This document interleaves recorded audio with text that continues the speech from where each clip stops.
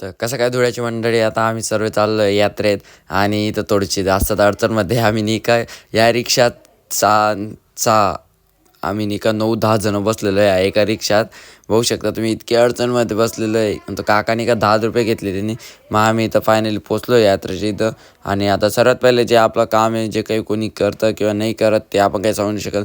पण मंदिरात येता येता पहिले आईचं दर्शन घेऊ, मगच जाऊ. इथं बघू शकता तुम्ही गर्दी किती. आणि पण एवढं चांगलं आहे की आम्ही खूपच लवकर आलो होतो, म्हणून आमचा लवकर नंबर लावून गेला आहे. बघू शकता तुम्ही आई एकविरामाताचं दर्शन आमचं फायनली दर्शन जवळून होऊन गेलं आहे. आता आम्ही इकडे बाहेर निघालो आणि पलटण सर्व इकडे तिकडे होऊन गेली. तर आता शोधू कोण कुठे काय नाही, आणि आता बघू कोणत्या कोणत्या पाळण्यात बसायचं काही नाही. बघू शकता तुम्ही धुळ्याची यात्रा.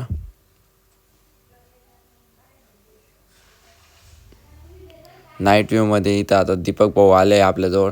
आणि आता दादू भाऊ बी म्हणे मला बी प्रेममध्ये घ्या. तर दादू भाऊंना नाही घेतलं, असं कधी झालं नाही. तर आणि इथे एक डेमो बसला आम्हाला. रोहित सांगत होता ह्याच पाळण्यात बसायचं आहे, त्याला ह्याच पाळण्यात बसायचं आहे. आणि आम्ही हे सांगत होतो कारण की या पाळण्यातनं मोबाईल वगैरे ठेवू सर्व खाली पडून येईल.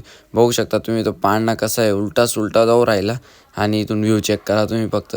आम्ही या पालखीत तर बसलो आणि सांगता इथं बसायचं पण नाही बसायचं आम्हाला इथं.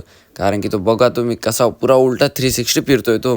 360 जे बी काही असेल खिशात पैसे मोबाईल वगैरे ते सर्व पडणार आहे तिथं, पुरे बेकार लागणार. म्हणून आम्ही